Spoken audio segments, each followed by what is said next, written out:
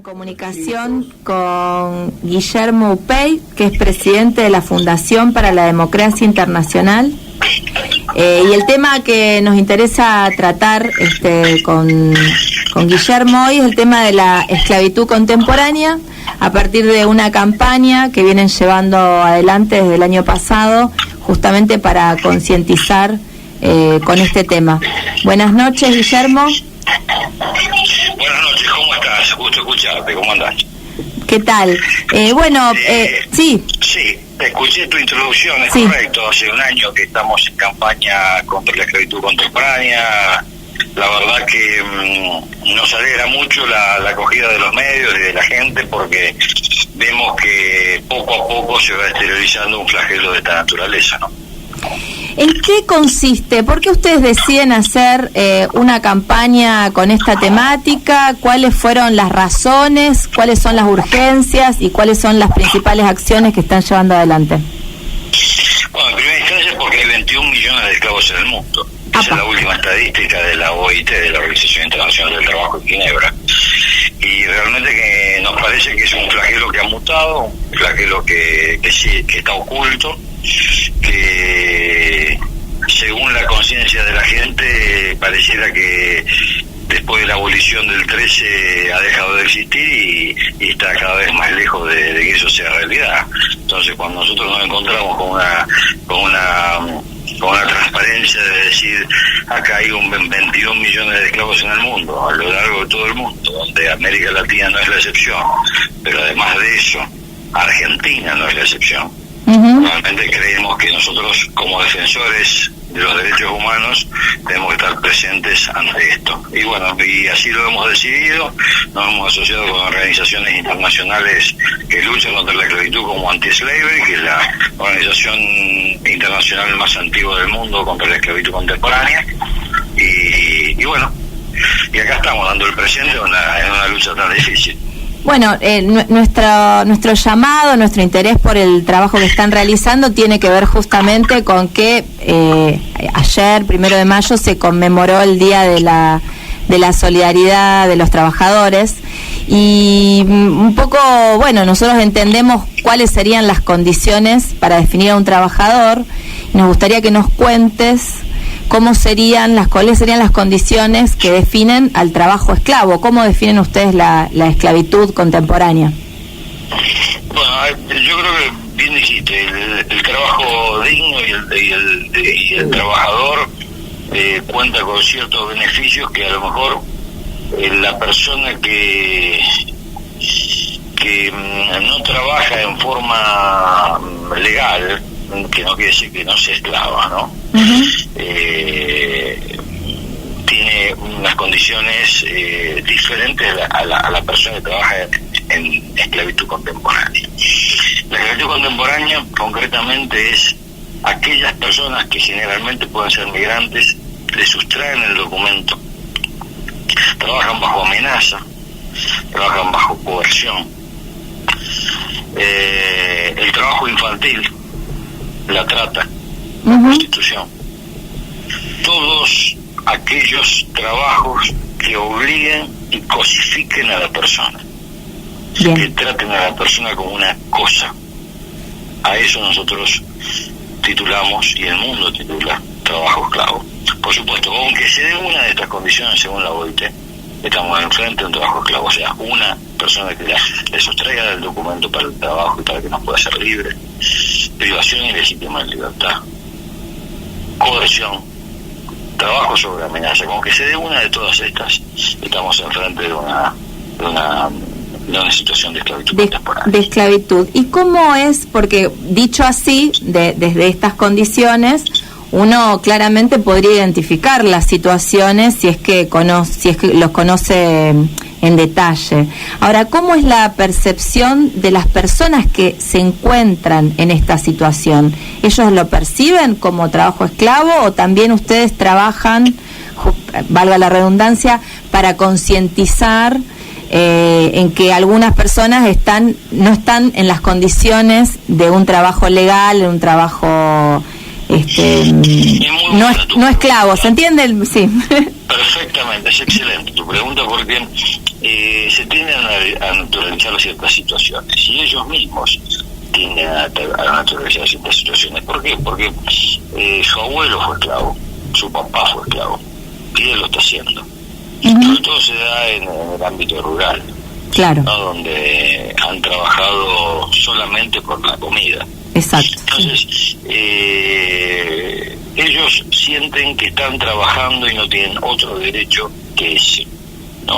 De comer. Y no tienen otro beneficio que no sea ese. Entonces, ahí cuando ya viene una educación que es cultural, esto, de generación en generación, se ha tapado diciendo que la gente antes trabajaba día y noche bajo el sol y la sombra del campo para producir. Y lo cierto es que esto es un viejo verso, ¿no? Usualmente explotaban a las personas que trabajaban, hombres, mujeres y niños, para tener una producción a costo cero. Exacto. Hoy se sigue dando. Los migrantes del norte vienen a Santa Fe, vienen a otros lugares como el sur. Hay producción de algodón que es rescatado que es recolectado por los niños. Hay el arándano que es recolectado por los niños. Sabemos que es trabajo infantil y es trabajo esclavo. Bien, bien. Tenemos que trabajar para concientizar esto, por supuesto. Pero esto es todo muy lento y por etapas, ¿no? Porque primero hay que identificar las situaciones. Es muy difícil combatir lo que se desconoce, la gente desconoce. Exacto. Que esto existe. Sí, y en esto estamos, ¿no? Sí, sobre todo por esto que vos señalabas muy bien, que tiene que ver con la naturalización de esas condiciones que son percibidas como que, bueno, esto es así, y fue así y va a seguir siendo de esa manera. Vos nos diste... Es normal que sea así.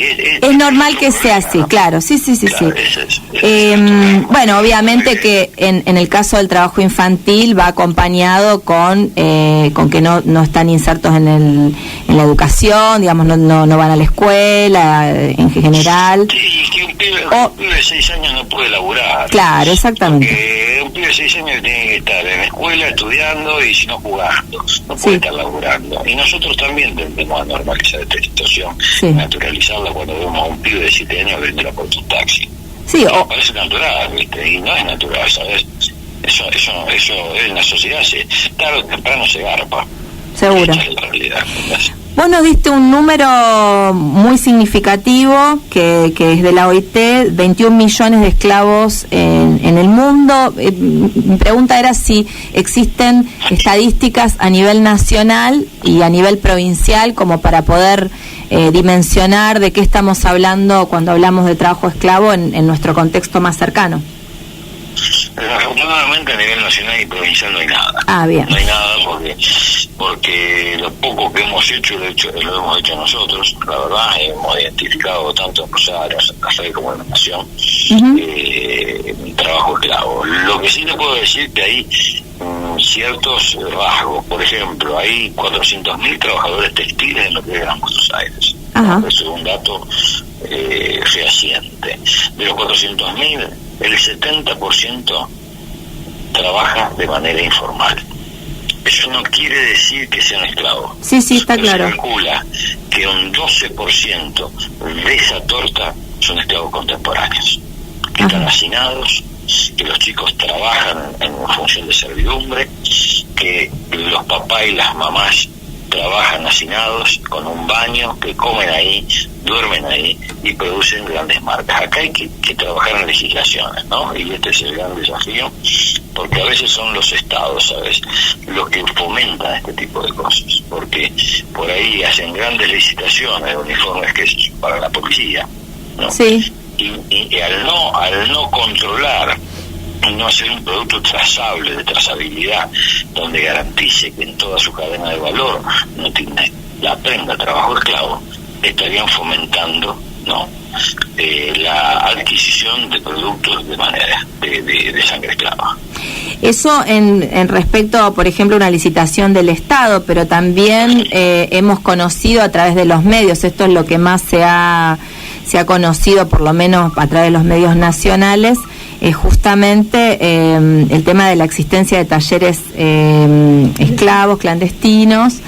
Bueno, a partir de hechos lamentables como el fallecimiento de niños, eso también se relaciona, como vos bien decías, muchas veces con marcas muy importantes que para hacer la prenda están utilizando ese tipo de mano, de ese tipo de trabajo, con lo cual le sacan una ganancia extraordinaria a cada prenda que venden luego en un shopping, ¿no? Entonces también habla de la voracidad Es que si la prenda no es de marca importante no se puede hacer, porque no tiene sentido hacerla. Claro. Es así de sencillo, se hace masivamente lo que se consuma. Claro. Entonces, si hay una prenda de una marca, de manera que se va a hacer la que va a ser venta. Se calcula que el bolsillo del pantalón de adelante de un jean es lo que gana una persona. Claro. Ese es el cálculo exacto de todo el jean. ¿Vos estás diciendo en el trabajo registrado o en trabajo esclavo? No, esclavo. Porque es lo que le sale el consumo que pueda efectuar esa persona. Exacto. Bueno. Entonces, acá, con respecto a lo que vos decís, las marcas líderes, las grandes marcas, las marcas masivas, como querramos llamarlas, indudablemente que tendrían que garantizarle al consumidor una transparencia de lo que está consumiendo. Después el consumidor elige si quiere seguir consumiendo, lo hará. ¿Sí? De consumidor pasa cómplice, correcto, sí, pero es una decisión personal de cada uno de nosotros. Lo que sí creo que el consumidor tiene derecho a saber que tal o cual marca emplea trabajo esclavo. Y entonces vuelvo a una pregunta que te formulé antes, pero en el medio de otras, es ¿qué acciones concretas ustedes están haciendo como para revertir esta situación? Porque, bueno, por un lado está esto de ir en contra de esta naturalización a través de, imagino yo, diferentes campañas de concientización a los mismos trabajadores. Y con el Estado, ¿ustedes están fomentando alguna ley al respecto? ¿Cómo están trabajando? Nosotros estamos trabajando en tres sentidos. Primero, lo que tenga que ver con la divulgación de este flagelo, porque la mayoría de la gente lo desconoce. Uh-huh. Y lo desconoce y lo tiene a la vuelta de la esquina. Entonces, el primer gran desafío nuestro como ONG es poner blanco sobre negro sobre esta situación, comentarle a la gente: señores, esto existe, esto está pasando a mujeres, a hombres, a niños, a la vuelta de su casa. Entonces, el primer gran desafío es decirles de qué se trata y cómo se identifican los casos. El segundo punto es trabajar conjuntamente con el Estado. Es decir, señores, hagamos una ley que tenga que ver con la trazabilidad de un producto para que la gente pueda consumir tranquilamente, sabiendo que ese producto está sellado y que dice que acá, en toda su cadena de valor, no hay trabajo esclavo, puedan consumir libremente y con tranquilidad. Eso lleva su tiempo porque el Estado es muy lento. Claro. Pero lo estamos haciendo, lo estamos trabajando. Y por último, sí, disculpa, antes de pasar al tercero, sí. ¿Cómo se llama? ¿Trazabilidad? Sí, claro. Hacer una ley de trazabilidad, es decir, desde el algodón hasta el producto final, nosotros inspeccionamos y estamos convencidos de que su producto no tiene mano esclava. Bien, perfecto. Sí. Entonces, la gente puede consumir ese producto, ¿sí? Que tiene ciertos estándares. Y aquellos que no quieran pasar por esa trazabilidad, la gente lo debe saber. Exacto. Entonces, cuando va a la etiqueta, no tiene esa aprobación de trazabilidad. Entonces, bueno, la gente sabe que y hay penas para esas compañías. Por ejemplo, aparte de la que da el consumidor de no consumir una prenda que todavía no ha pasado los estándares de calidad, es que no pueden tener licitaciones en el Estado. Claro, o no pueden acceder a créditos en bancos como el Banco Nación. Claro, o no pueden financiar o entrar en una moratoria de AFIP. Hay un montón de cosas que podemos hacer. En este camino estamos, ¿no? En este camino estamos, que es largo, que es lento, que es difícil, que es todo. Y por último, es investigar. Nosotros tenemos un grupo de investigadores de campo donde investigamos no solamente la característica del trabajo esclavo, sino cómo se va transformando, ¿no? Cómo se va transformando, porque muta permanentemente. Entonces, nosotros tenemos permanentemente estudios, investigaciones y trabajo de campo que nos permite a nosotros identificar las diferentes clases de esclavitud contemporánea. Entonces, investigando, difundiendo y haciendo leyes, creo que de a poco vamos a ir avanzando y ir combatiendo esto. Sí, sobre todo para que esas leyes tengan algún tipo de visibilidad, ¿no? Se hagan visibles a la opinión pública y por lo tanto puedan tener el apoyo de diferentes sectores. ¿Hay algún proyecto ya redactado que vaya en ese sentido? No todavía, porque no es fácil, porque toca varias industrias. Claro. No es tan sencillo. Pero yo soy muy optimista, yo sé que vamos a lograr una ley que pueda poner en caja esto. ¿Ustedes lo están pensando a nivel nacional, Guillermo, o a lo mejor una ley que pueda tener alguna incidencia más provincial? Mire, yo la verdad que estoy trabajando en todos los frentes. Está. La primera que se dé para nosotros es motivo de festejo, ¿no? Claro, pero, claro. Sinceramente todavía está verde, esta es la verdad.